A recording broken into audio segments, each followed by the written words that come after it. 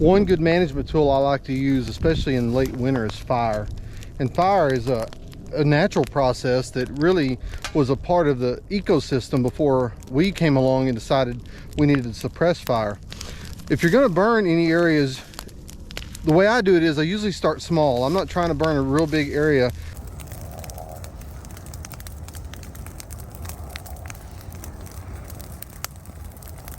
When you set out to burn something, you should always have an objective in mind. And on this small burn, my objective is to try to get rid of the winter cured grass and try to promote some of that cool season's spring growth that's going to come underneath it.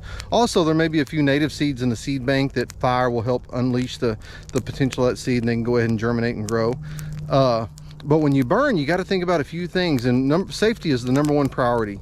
So the first thing you think about is burning even legal where I live. In this county in Texas where I live, we can burn without any permits or restrictions. As long as we check with the local county government, make sure we're not under a burn ban, then we can go ahead and burn. The second thing I'm going to think about are the conditions. I'm going to take a look at the weather, not only the immediate weather, but the long-term weather for the next few hours.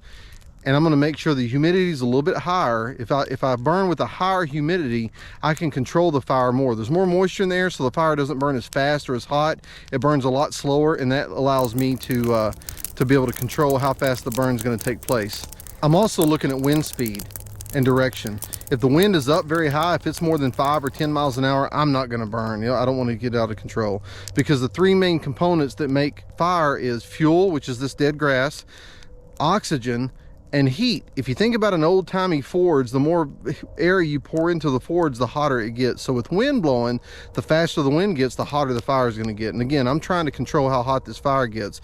I want it to burn good and slow and make sure that it doesn't get out of hand. And then before I even burn, I'm going to make sure I've got the tools needed to control this fire. And the tools I use are pretty simple. I've got a garden rake, I've got a shovel, and I've got a gas-powered blower that I use. Now the garden rake and shovel are the first two things I'll use. I'll use it to cut little fire lines to keep the fire from going over a dirt area, or I'll use the shovel to stamp out just small fires that are when it's starting to burn in areas I don't want it to burn. And I can use the blower for two reasons. Reason #1 is if I need a place to burn a little hotter, I can add air to it. I'm not letting Mother Nature bring the air in, but I'm going to add air to it and just spot areas where I want it to burn hotter.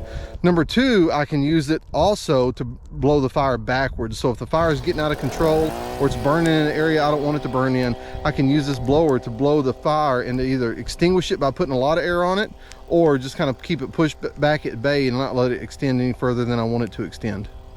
But the main thing you got to think about again is just safety. Make sure it's okay to burn where you live, and make sure that you've got all the tools ready and that you're not getting into something you don't know how to control. If you've got any doubts about whether to burn an area like this or not, don't.